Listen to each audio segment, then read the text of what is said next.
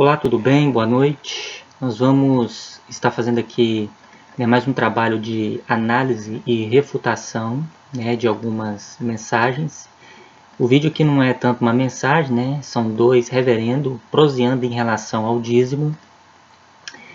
Lembrando que a palavra reverendo, segundo a Wikipédia, segundo o dicionário, significa digno de ser reverenciado. E o que já começa errado, porque o próprio Salvador ele proibiu a utilização de títulos no capítulo 23 do livro de Mateus.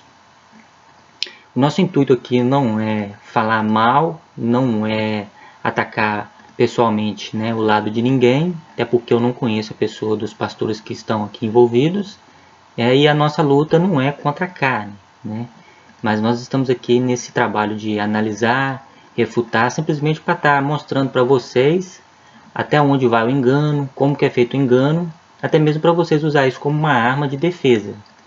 Porque quando as pessoas antigamente só falavam, a gente não tinha uma moeda não via o outro lado da moeda, então ficava fácil demais para eles. Mas hoje a gente tem a internet, a gente pode estar mostrando, refutando, e com isso está divulgando o tipo de engano que se espalha dentro do sistema religioso protestante da atualidade. Então nós vamos soltar o vídeo aqui, e está não é um vídeo muito longo, porque é simplesmente uma análise.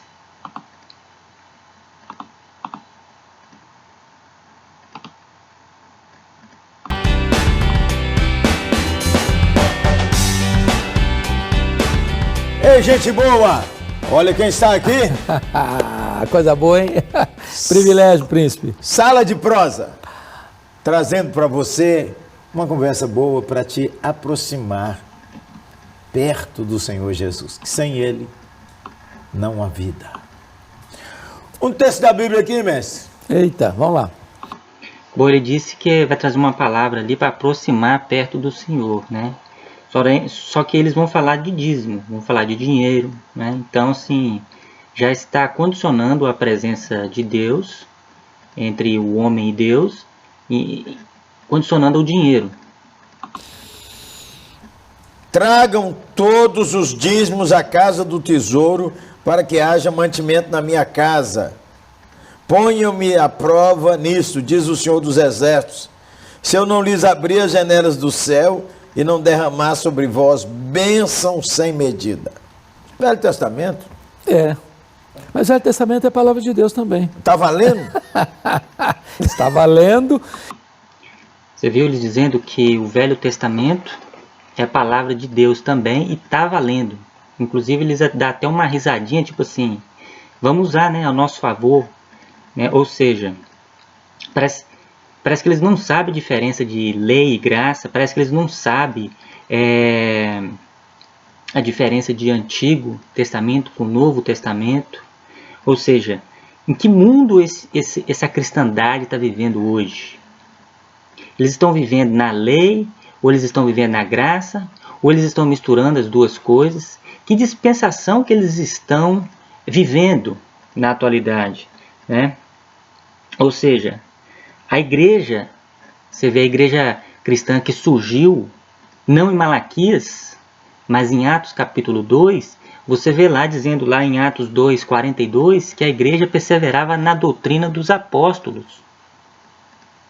Nós não encontramos doutrina dos apóstolos no Velho Testamento. Você vai ver que eles dizem que o Velho Testamento está valendo. Ou seja, eles estão cuspindo no sacrifício que Cristo fez simplesmente para defender uma doutrina que é um engodo. Reveja só. Tragam todos os dízimos à casa do tesouro para que haja mantimento na minha casa. Sem contar que ele está lendo ali o versículo 10, capítulo 3 de Malaquias.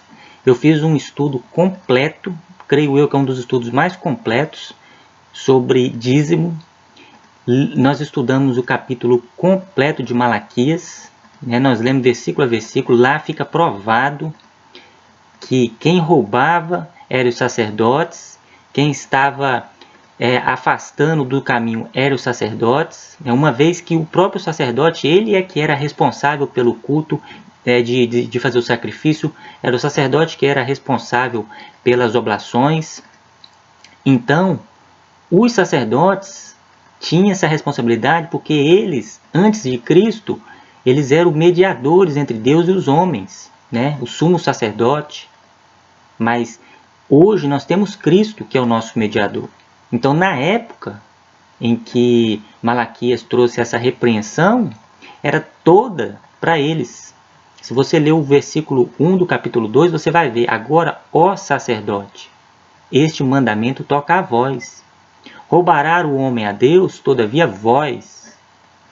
Então, o livro inteiro de Malaquias era para os sacerdotes. Eles é quem estavam permitindo, eles é quem estavam fazendo sacrifício com animais coxos, doentes, cegos. Então, toda a responsabilidade era deles. Então, não deixe de assistir o estudo que eu fiz sobre Malaquias completo, tá? Sobre o dízimo. Nós já temos aqui no canal do YouTube, tem também na minha rede no Facebook. E aqui você vê que ele já começa já com um versículo isolado, né? Mas olha para vocês verem onde é que vai sair isso.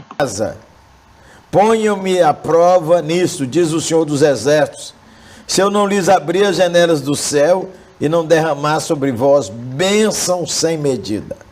Velho Testamento? Velho Testamento. Mas Velho Testamento é a palavra de Deus também. Está valendo? Está valendo. Será que está valendo? Eles não podem esquecer o seguinte: já que Velho Testamento está valendo, eu vou trazer aqui uma referência aqui para vocês. Ó. Quando o Velho Testamento, principalmente em Levíticos e Deuteronômio, manda matar homossexuais, está valendo? Quando manda matar quem não guardava o sábado, está valendo? O Salmo 66,15 manda sacrificar animais, está valendo? O Salmo 18,40 manda cortar o pescoço do seu inimigo, está valendo? O Salmo 68,23 manda dar o sangue do inimigo para os cães lamberem. Deuteronômio 20, 16 e 17 manda destruir cidades inteiras com mulheres e crianças, está valendo? Lucas 20, 10 manda apedrejarem os adúlteros, está valendo? Então, assim, não dá para entender, né, a bagunça que esses ditos reverendos fazem. Eles parecem que não entendem. O maior erro da cristandade hoje é não entenderem, deixa eu voltar a câmera aqui para mim, é não entenderem as dispensações, ou seja, as diferentes formas com que Deus tratou com o homem ao longo das eras. Ele tratou de uma forma diferente. E se o Velho Testamento está valendo, como eles dizem ali, então checa só essa palavrinha aqui, ó.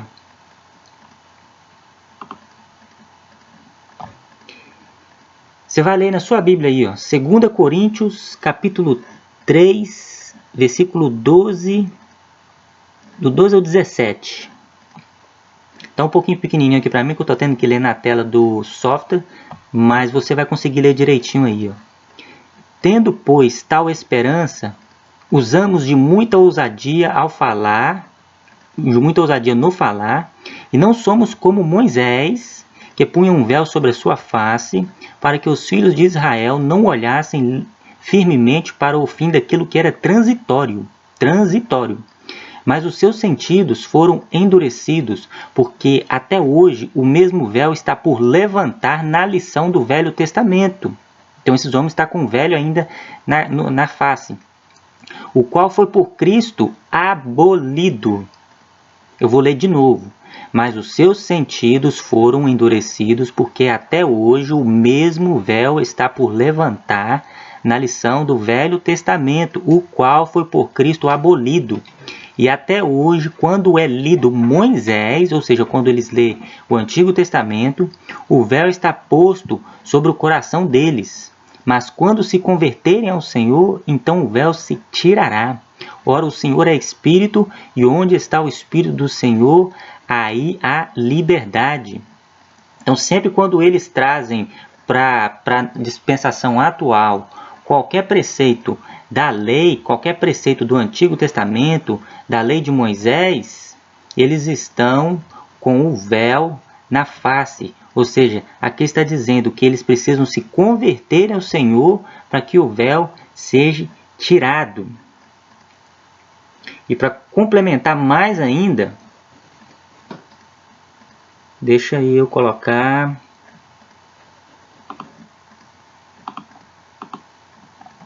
mais alguns textos aqui para vocês verem, já que ele diz que o Velho Testamento está valendo. João 1,17, porque a lei foi dada por Moisés. A graça e a verdade vieram por Jesus Cristo.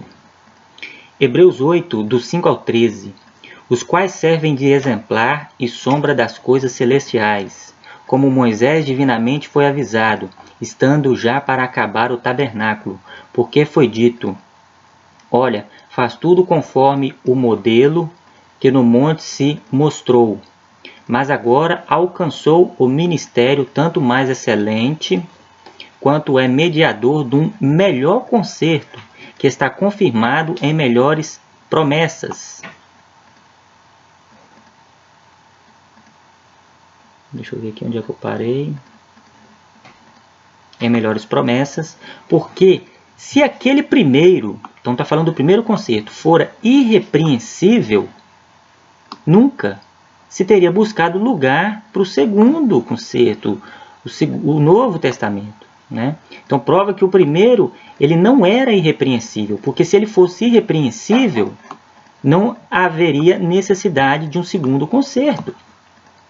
Porque repreendendo-os, lhes diz: eis que virão dias, diz o Senhor, em que com a casa de Israel e com a casa de Judá estabelecerei um novo concerto.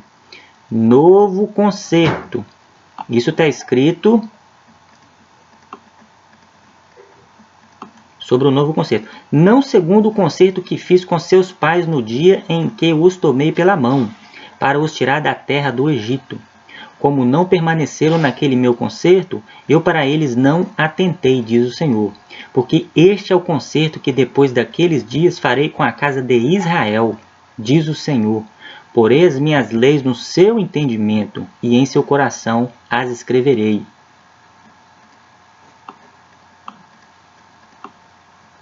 E eu lhes serei por Deus, e eles me serão por povo. E não ensinará cada um a seu próximo, nem cada um ao seu irmão, dizendo: conhece o Senhor, porque todos me conhecerão, desde o menor deles até o maior.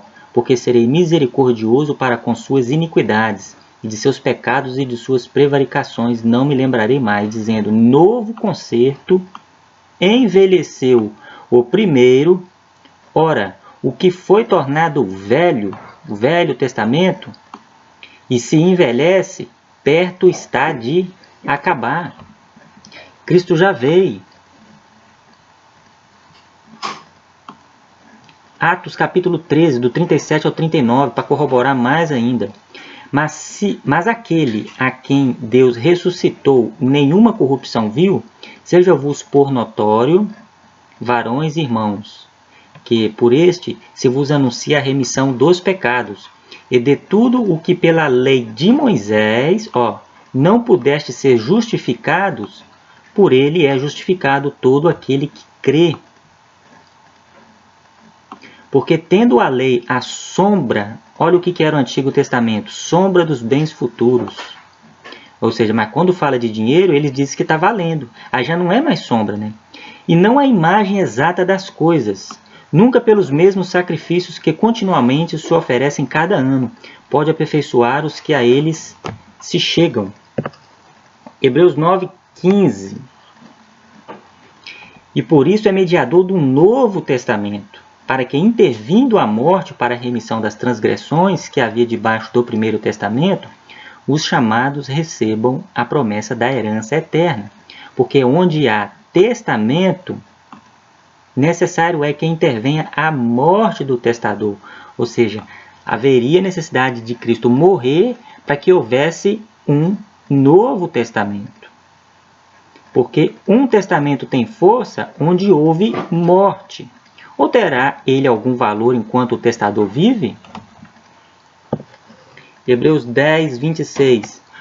Porque se pecarmos voluntariamente, depois de termos recebido o conhecimento da verdade, já não resta mais sacrifício pelos pecados, mas uma certa expectação horrível do juízo e ardor de fogo, que há de devorar os adversários. Quebrantando alguém a lei de Moisés, morre, olha para você ver na lei de Moisés, morre sem misericórdia só pela palavra de 2 ou 3 testemunhas.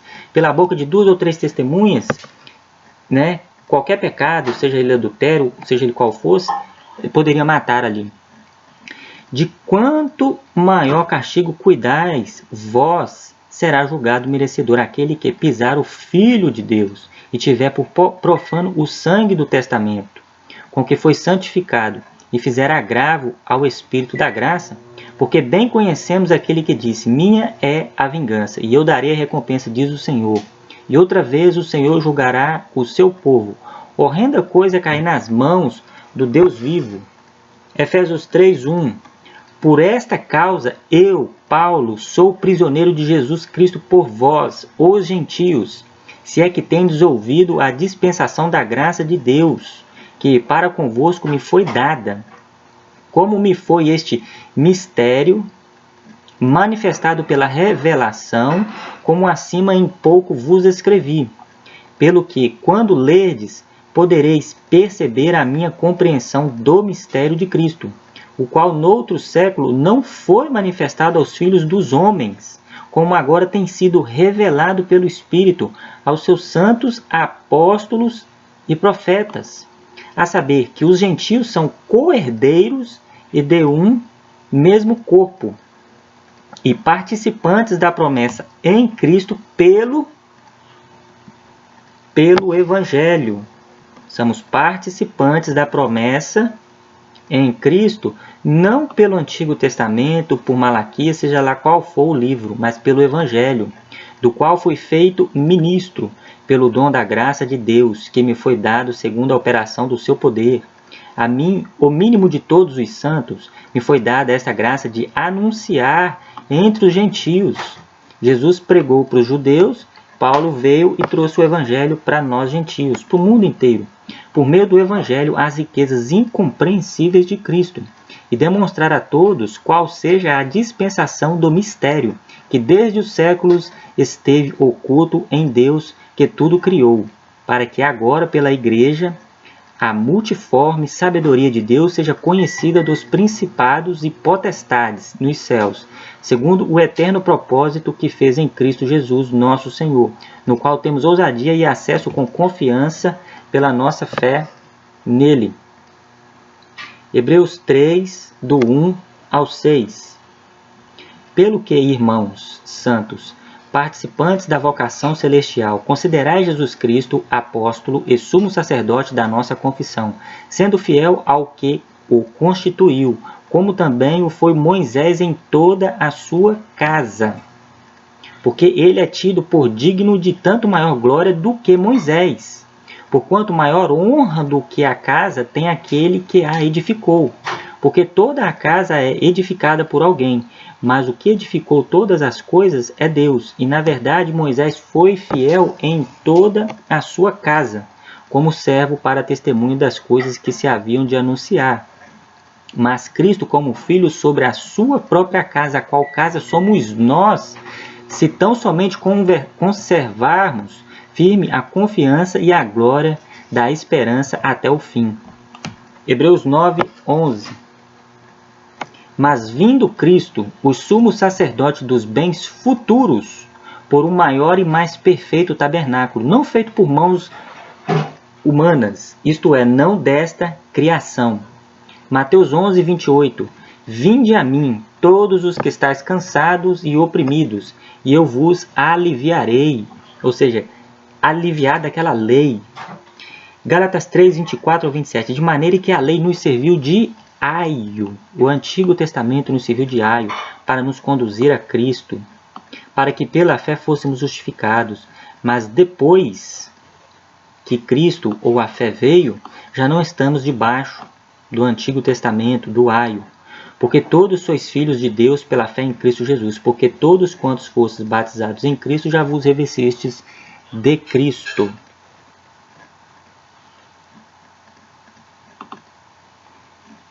Vamos voltar aqui então para o vídeo.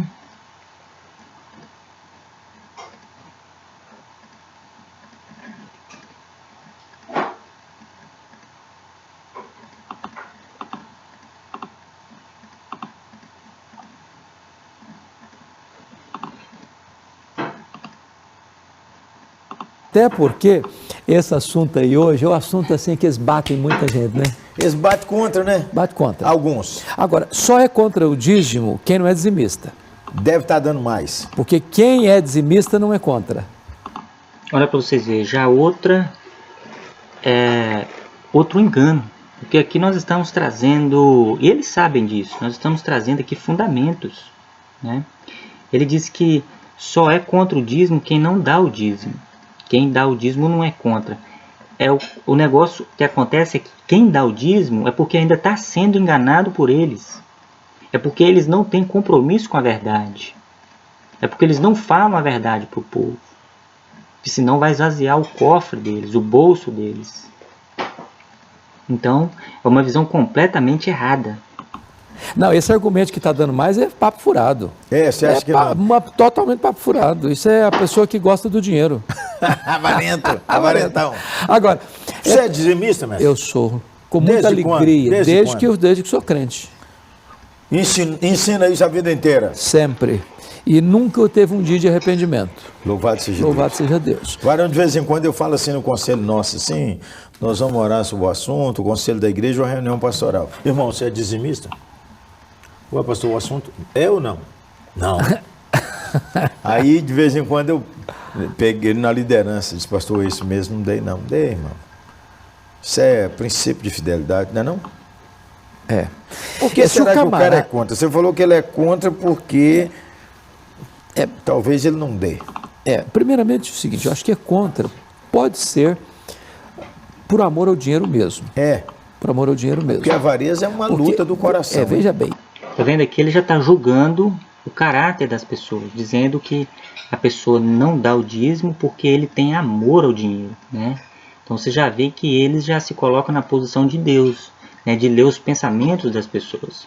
Eu não dou o dízimo, sou contra o dízimo porque não há uma doutrina neotestamentária em relação aos dízimos, né? A igreja cristã não praticou. E nós vamos falar ainda sobre Mateus 23, 23, que não era Novo Testamento, porque Jesus ainda estava vivo. Então, assim, os textos que eles usam para poder arrancar dinheiro das pessoas, 10% do seu salário, eles usam textos isolados. Porque se você for ler o capítulo ou o livro inteiro, cai por terra, né? Agora qualquer cara vai lá com 30, 40, 50 testemunhas, abre lá, vai lá no cartório lá com 200, 300 reais, abre lá uma instituição filantrópica, né, que se você for ver o termo do que é filantropia, é exatamente o contrário do que eles fazem, eles não praticam filantropia. Aí agora ele virou representante de Deus, aí as pessoas vão ter que ir lá e dar 10% do salário. Isso é evangelho? De 10 pessoas, eles têm um salário baseado na média. De 100 pessoas, eles têm 10 salários baseado na média. Fora ofertas e outros tipos de campanha e contribuições voluntárias. Vou só voltar um pouquinho aqui.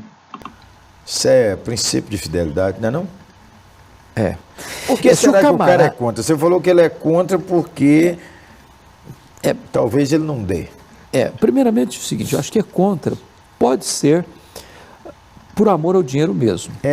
Por amor ao dinheiro mesmo. Porque a avareza é uma Porque- luta. Por exemplo, eu sou contra o dízimo, mas eu não sou mão de vaca. Eu não tenho esse amor ao dinheiro.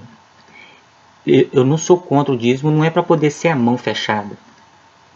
Mas é para fazer a coisa certa. Que é ajudar as pessoas que têm necessidade. As pessoas que precisam de ajuda. É ajudar aos pobres. Como nós vamos ver aqui vários textos, né? Os dízimos, para você ter uma noção, eram alimentos que Deus instituiu para que houvesse uma balança, para que ninguém passasse fome. Eram alimentos que eram distribuídos pelos levitas para órfão, viúva e para os estrangeiros. Os levitas ficavam com a parte, eles não ficavam com 10%. Sobrava só 2% para os levitas, porque 2% era para o órfão, 2% para a viúva, 2% para o estrangeiro.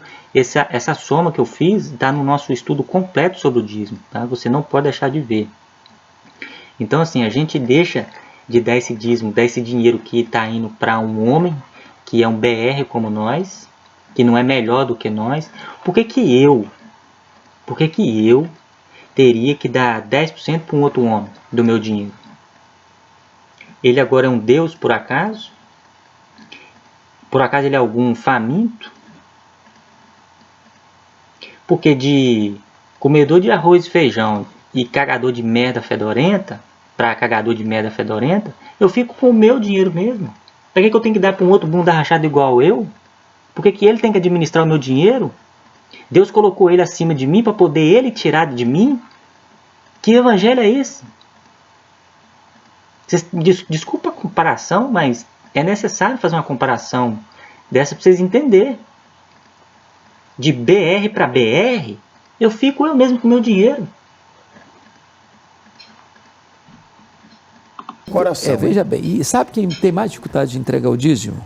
Não é o pobre, é o rico. Ah, tem um texto da Bíblia sobre isso, não é isso? É. Lá em Timóteo, está sabendo de cor? É Timóteo 6. Como é que é lá? Comece lá que eu continuo. Ó. Você está de qual versículo você está querendo? É o 10? Lá do 10. Amor do dinheiro? Os ricos desse século. 17 então. 6,17. Exorte aos ricos desse mundo. É o 17, olha aí, 6,17, dá uma olhadinha. Nem depositem sua esperança na instabilidade da riqueza. Engraçado, riqueza, a gente pensa que dá estabilidade. Nem estabilidade, nem felicidade. Nem felicidade. Porque esses são os dois grandes mitos do dinheiro. O dinheiro vai trazer segurança, o dinheiro vai trazer felicidade. Nem uma coisa nem outra. A felicidade não está no dinheiro, está em Jesus. A estabilidade não está no dinheiro, também está em Jesus. Tá vendo? Eles falam mal do dinheiro, que o dinheiro não vai te trazer felicidade, o dinheiro não vai te trazer estabilidade. Eles colocam o dinheiro numa classe assim, que não vai ser a solução dos seus problemas. E agora eu estou falando de problemas materiais que você tem que resolver, que você precisa do dinheiro para poder desfazer dessa condição, para poder você abrir mão e dar para eles. Não tem valor para você, não vai resolver os seus problemas, mas você tem que dar o dinheiro para eles. Você está entendendo como que é a astúcia? Sem dinheiro, mas sem dinheiro o cara viver é dureza. É dureza. Por isso Deus manda a gente trabalhar, né, menino? E a Bíblia diz que a piedade com contentamento é grande fonte de lucro. A piedade com contentamento. Com contentamento. Piedade é aos pobres.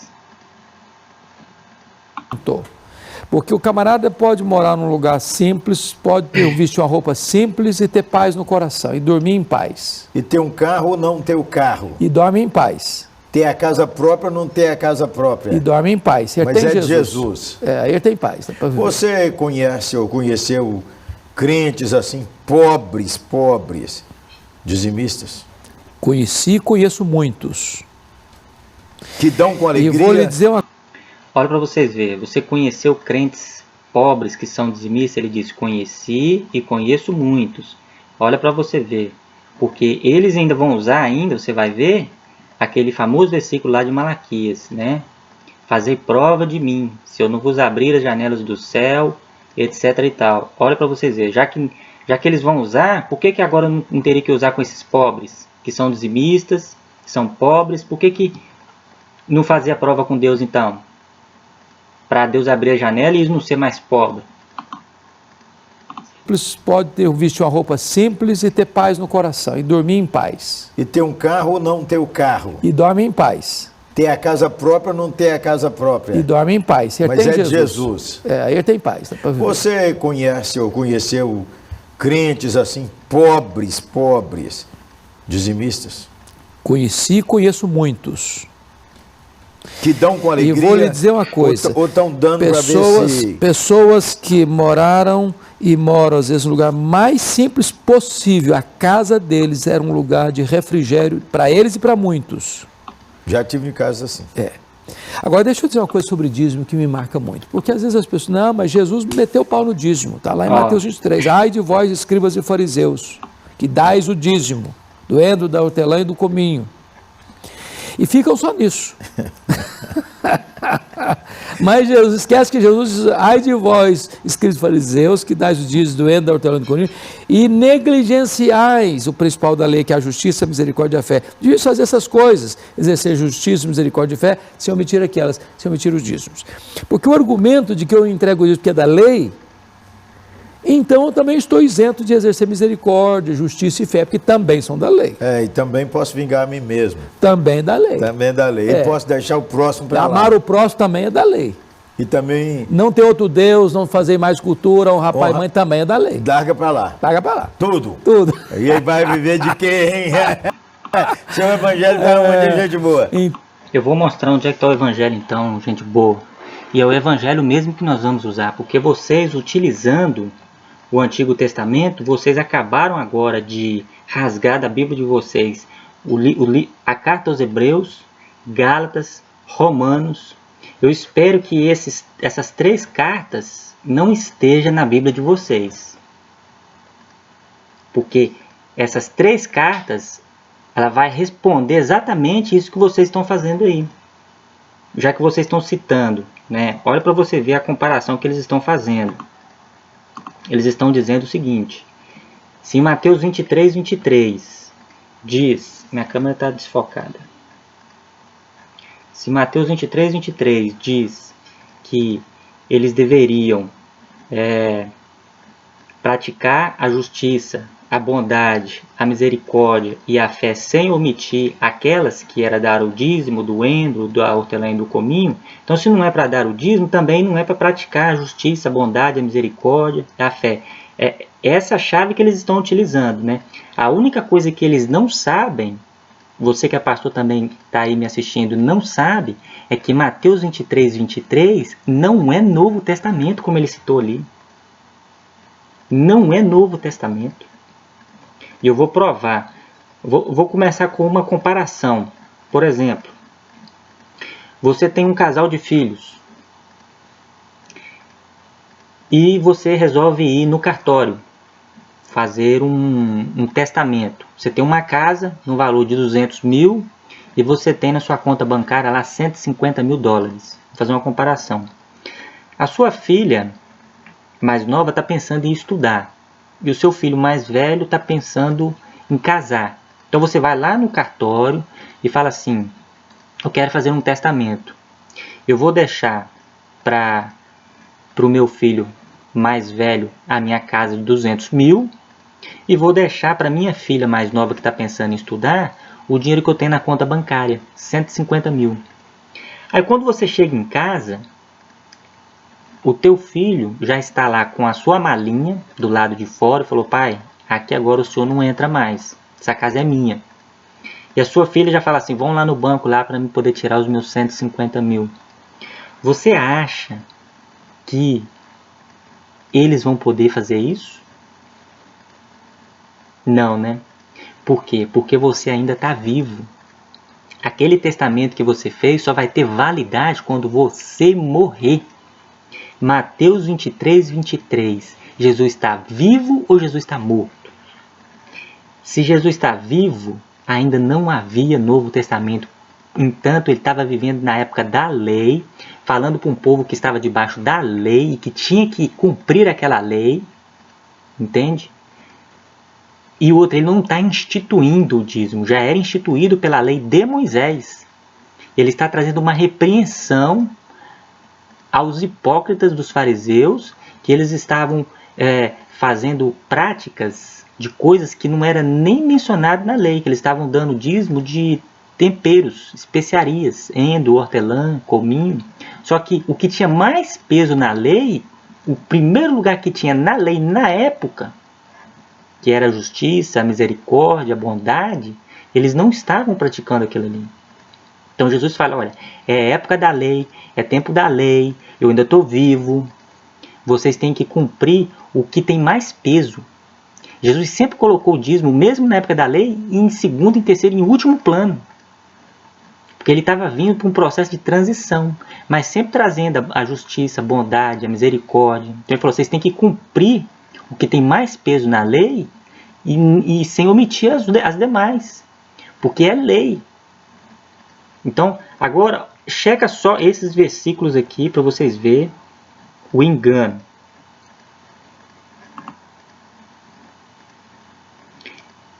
Gálatas 2:21. Não aniquilo a graça de Deus, porque se a justiça provém da lei, segue-se que Cristo morreu de baldade. Olha só para vocês verem.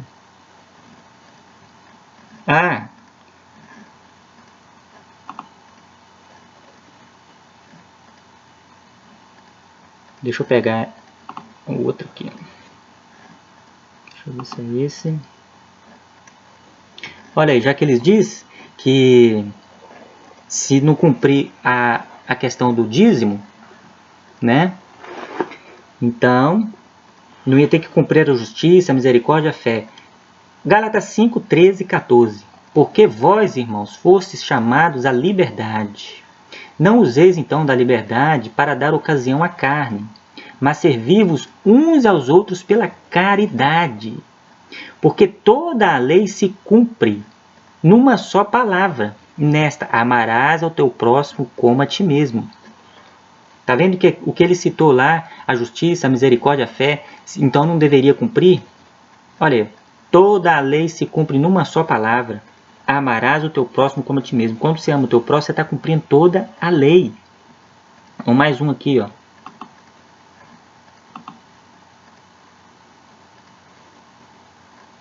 Mateus 23 para ele. Vamos explicar melhor agora. A gente vai elucidar.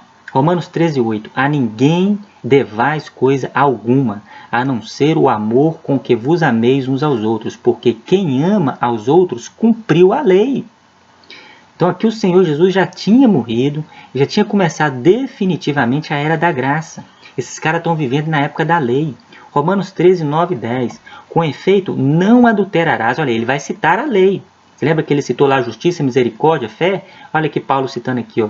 Com efeito, não adulterarás, não matarás, não furtarás, não darás falso testemunho, não cobiçarás.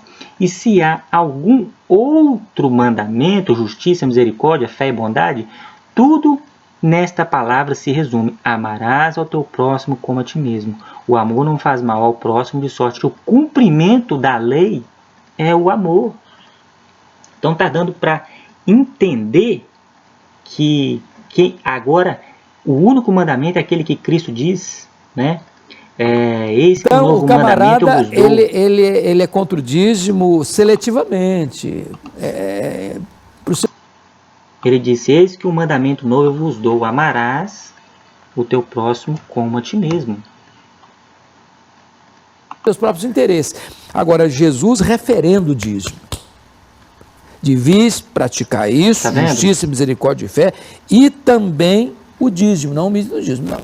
Ô, gente boa, você está precisando de ajustar essa área de sua vida? Vai ser uma bênção para você, vai ser uma bênção para o povo de Deus. É uma bênção para o bolso de vocês. Eu fiquei pensando um dia desse, aliás, aconteceu lá na nossa 8ª igreja.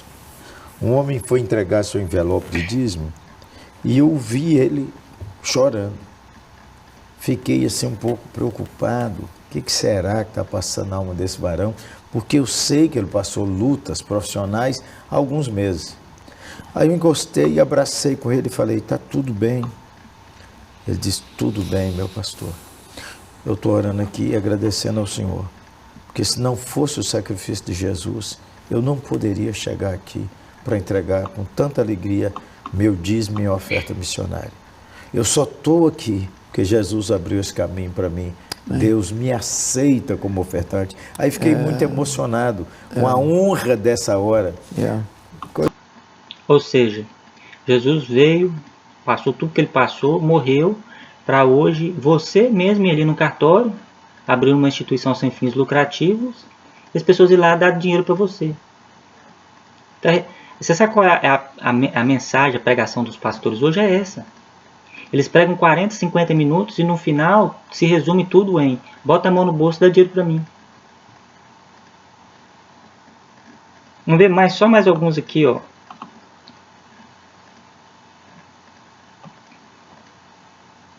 Hebreus 9:15, a história que eu citei para vocês, né, em relação ao Novo Testamento, que Mateus 23 não é Novo Testamento, ó. Hebreus 9:15, 16 e 17, abre aspas. E por isso é mediador do Novo Testamento, para que, intervindo a morte para a remissão das transgressões que havia debaixo do primeiro testamento, os chamados recebam a promessa da herança eterna. Porque onde há testamento, necessário é que intervenha a morte do testador. Tá vendo? Para o seu testamento ter validade, você tem que morrer. Porque um testamento tem força onde houver morte. Ou terá ele algum valor enquanto o testador vive? Isso está na sua Bíblia, na Carta aos Hebreus, capítulo 9, versículo 15, 16 e 17.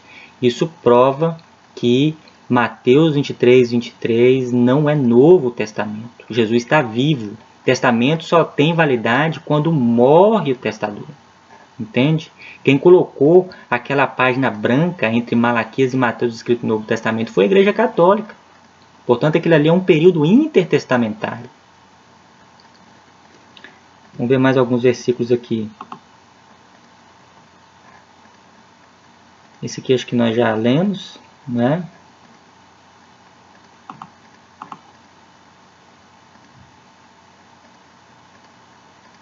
Segundo Coríntios 3, do 12 ao 17. Tendo, pois, tal esperança, usamos de muita ousadia no falar. E não somos como Moisés, que punha um véu sobre a sua face, para que os filhos de Israel não olhassem firmemente para o fim daquilo que era transitório, mas os seus sentidos foram endurecidos, porque até hoje o mesmo véu está por levantar na lição do Velho Testamento, o qual foi por Cristo abolido. E até hoje, quando é lido Moisés, o véu está posto sobre o coração deles. Mas quando se converterem ao Senhor, parar de ficar impondo preceitos velho-testamentários, então o véu se tirará. Ora, o Senhor é Espírito, e onde está o Espírito do Senhor, a liberdade. Liberdade do quê? Da lei, daqueles fardos. Vamos mais. Colossenses capítulo 2, versículo 14. E havendo riscado o escrito de dívida que havia contra nós nas suas ordenanças, o qual nos era contrário, removeu-o do meio de nós, cravando-o na cruz. Vamos mais. Gálatas 3, 10, 11, 12, 13. Isso aqui é de arrebentar. Eu te aconselho, irmão, você deveria, no mínimo, ler a carta aos Gálatas todinho. Mas 10 vezes no mínimo. Todos aqueles, pois, que são das obras da lei, estão debaixo da maldição. Porque escrito está: maldito todo aquele que não permanecer em todas as coisas que estão escritas no livro da lei para fazê-las. Então, você vê eles citando as coisas da lei, citando lá, né, tem que cumprir isso, tem que cumprir a justiça, a misericórdia, a fé, se não for dar o dízimo, não precisa cumprir isso, as coisas da lei. Olha aí, ó. Todos, pois, que são das obras da lei estão debaixo de maldição. Versículo 11. E é evidente que pela lei ninguém será justificado diante de Deus, porque o justo viverá da fé. Ora, a lei não é da fé, mas o homem que fizer essas coisas, por elas viverá. Cristo nos resgatou da maldição da lei, fazendo-se maldição por nós, porque está escrito: maldito todo aquele que for pendurado no madeiro. Então está dando só para vocês já perceberem quanta diferença. Coisa boa, boa. E a questão de dar com alegria, né? É uma coisa maravilhosa, porque devia fazer isso, não é dar com peso. Não é entregar por uma imposição, né, pesada.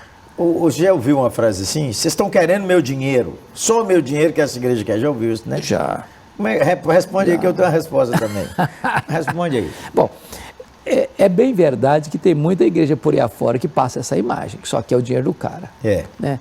Mas uma igreja verdadeira, bíblica, que conhece a palavra, que ama a Deus, que prega o evangelho. Tem respeito ao que evangelho. Respeita.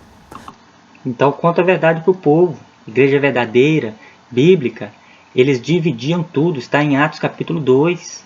Aquela ali é o modelo da igreja.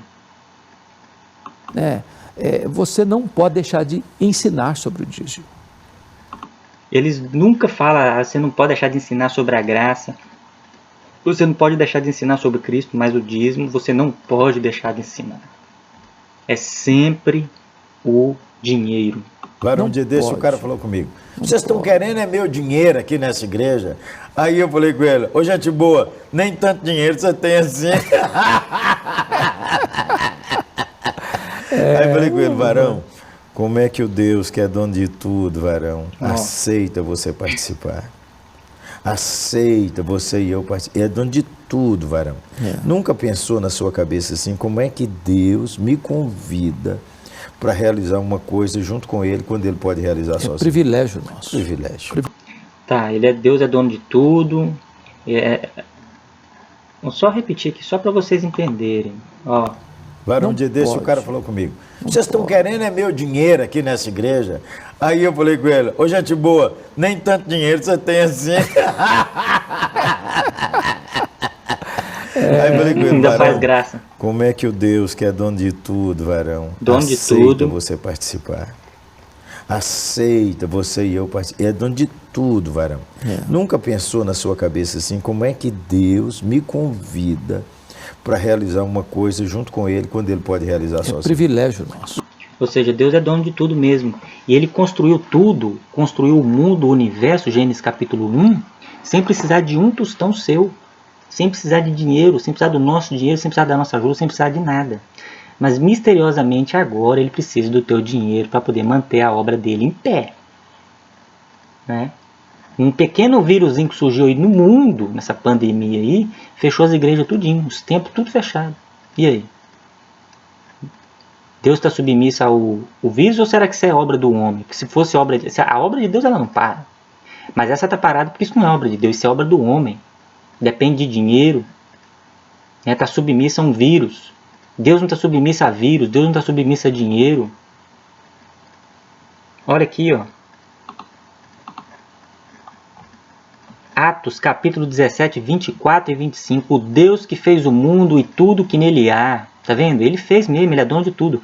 Sendo o Senhor do céu e da terra, não habita em templos feitos por mãos de homens, nem tampouco é servido por mãos de homens. Ele não é servido pelas nossas mãos. Não adianta você falar que tem que dar dinheiro para Deus, dando na mão desses caras. Eles não são Deus. Como que necessitando de alguma coisa, pois Ele mesmo é quem dá a todos a vida, a respiração e todas as coisas. Mais uma, Romanos 8, 32. Aquele que nem mesmo a seu próprio Filho poupou, antes o entregou por todos nós, como não nos dará também com ele todas as coisas? Ou seja, ele deu o seu próprio Filho gratuitamente, né? E agora ele estaria talvez cobrando, enviando esses emissários, enviando esses caras aí para poder cobrar? Privilégio nosso. Agora tem outra coisa, pastor, que para as pessoas que às vezes, quando a Bíblia diz, fazei prova de mim. Olha aí. Deus que conhece o coração do homem e sabe do apego que o homem tem ao dinheiro, está dando a ele uma chance. De se libertar da avareza. Se libertar disso. Faça uma prova. Eu não conheço ninguém que, honesta e sinceramente, tenha feito prova de Deus nessa área, que se decepcionou, que retrocedeu. Não vale a pena mesmo não. Ou seja, já está aqui fazendo uma barganha com Deus. Né? Acabei de mostrar para vocês aqui que Deus deu o Filho dele gratuito para nós. Não daria todas as outras coisas também gratuito? Aí eles descem o pau nos católicos porque penduram a imagem na parede, mas eles colocam Jesus, colocam Deus contra a parede, fazendo prova. Faz prova. Vem cá, dá seu dinheiro para mim aqui, traz seus 10% aqui para mim, e agora bota Deus contra a parede, para ele resolver todos os seus problemas. Agora ele vai interferir na sua vida, ele vai te privilegiar, né? Você acha que Deus interfere no individual? Você acha que Deus interfere na vida de quem já crê nele? Na vida de quem já é salvo? Na vida de quem já é convertido? Não existe privilegismo, meu amado. Satanás ofereceu privilégio para Jesus no deserto, transformar a pedra em pão, se jogar porque Deus ia privilegiar e mandar os anjos para poder proteger ele. Jesus rejeitou, não tem privilégio. O próprio apóstolo Paulo falou para Timóteo, que estava com uma enfermidade no estômago, falou para ele assim, ó, em relação a essa constante enfermidade que tu tens no seu estômago, não bebais somente água, mas misturais um pouco de vinho. Era o remédio que eles tinham para a enfermidade no estômago na época. Paulo não enviou a capa dele lá para curar Timóteo, não, porque Timóteo já era um salvo, já era um convertido. E no capítulo 14 de 1 Coríntios, o apóstolo Paulo fala lá no finalzinho que os sinais são para produzir fé. Os milagres, cura, tudo que era feito era para produzir fé nas pessoas. Ou seja, Deus interferia para salvação, para que as pessoas crescem no nome dele. Porque ninguém conhecia Cristo na época do ID. Então era necessário sinais para provar que o que eles estavam falando em relação a Cristo, o que até mesmo eles curavam e faziam milagres em nome de Cristo, era real, tinha vindo, era o Messias. Varão, a oitava igreja estava começando a construção. Era uma igreja do ponto de vista de quantidade de membros, uma igreja em crescimento. Antônio Elias, o mestre, foi lá pregar e pregou sobre dízimo e oferta. E ele disse assim, uma palavra ousada, varão. Fala com Deus sobre o seu dízimo. E se faltar, eu estou vindo aqui de 3 em 3 meses. Você me informa que você deu o dízimo e que Deus foi infiel, eu vou entregar para você o que você deu. Barganha. Mas eu tenho certeza que quando eu voltar aqui, os irmãos estarão me contando bênçãos com medida e bênçãos sem medida. Então vai lá, entregue o seu dízimo, fique em casa sem trabalhar, para ver Deus mandar bênçãos sem medidas. Não trabalha não, fica em casa. Você não está dando? Fica em casa. Você acha que você é abençoado porque você dá dízimo? Você é abençoado porque você levanta cedo e vai trabalhar, coisa que esses pastores não fazem. Segunda-feira eu levanto 6, 6:30 da manhã para ir trabalhar. Eles levantam meio-dia. E é para contar o dinheiro do dízimo do culto de domingo. Sai mais tarde com a família para poder ir passear no shopping, comprar lá seu carrinho. Tudo com o dinheiro do povo. Baseado em textos assim, isolados. Vocês viram aqui a enxurrada de textos que a gente leu. Né? Eles não vão fazer isso nunca. Fica sem trabalhar para ver se você vai ser abençoado. Vai morrer de fome.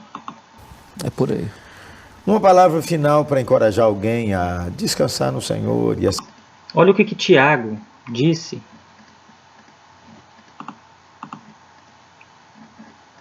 Tiago 2,10, porque qualquer que guardar toda a lei e tropeçar em um só ponto, tornou-se culpado de todos. Se você se insistir nessa prática de dízimo, que era parte da lei, você vai ter que guardar todos os outros preceitos. Foi para isso que Jesus veio, porque era muita coisa. Ser fiel ao Senhor. Você precisa confiar no seu provedor mais do que na sua provisão. Você não depende do dinheiro, você depende de Deus. Isso. Ele quem dá para você vida, saúde, inteligência, trabalho, prosperidade. Então honre a Deus com as primícias de toda a sua renda e o próprio Deus vai encher os seus celeiros. Veja você, gente boa. Sim, olha para você ver. Honrar a Deus com as primícias, mas é honrar a Deus dando dinheiro para eles? Olha aqui esses textos aqui, né, gente? Não é para dar para eles, não. É Salmo 41. Bem-aventurado é aquele que considera o pobre. O Senhor o livrará no dia do mal. O Senhor o guardará e o conservará em vida. Será abençoado na terra. Olha aí, ó. Para você, se você quer ser próspero, você quer ser abençoado, tem que dar para o pobre. Tu, Senhor, não entregarás a vontade dos seus inimigos. O Senhor sustentará no leito da enfermidade. Tu lhe amaciarás a cama na sua doença. 2 Coríntios 9:8. E Deus é poderoso para fazer abundar em vós toda a graça, a fim de que, tendo sempre em tudo toda a suficiência, abundeis em toda boa obra. Conforme está escrito, espalhou, deu aos pobres, a sua justiça permanece para sempre. Provérbios 19:17, o que se compadece do pobre empresta ao Senhor, que lhe retribuirá o seu benefício. Você quer que Deus retribui? Qualquer caridade que você fizer é dar aos pobres. É o que o texto está dizendo. O Salmo diz assim: deitei e dormi, e acordei, porque o Senhor me sustenta. É isso aí. Porque o cara pode deitar, não dormir. Deitar, dormir, não acordar. Foi embora no sono. É. Ó, nós tudo aqui, ó, deitamos, dormimos e ó, nós. Vamos orar? Amém. Senhor, nós te agradecemos. A verdadeira religião não tem dogma, não tem rito, altar e nem sacerdotes. Se você queres praticá-la, ame ao seu próximo como a ti mesmo. Tiago 1, 26 e 27 na sua Bíblia. Se alguém cuida ser religioso e não refreia sua língua, mas engana o seu coração, a sua religião é vã. A religião pura e imaculada diante de nosso Deus e Pai é esta: visitar os órfãos e as viúvas nas suas aflições e guardar-se isento da corrupção do mundo. Tiago 1, 26 e 27. O mercado religioso só existe porque tem quem o sustente. Boa noite.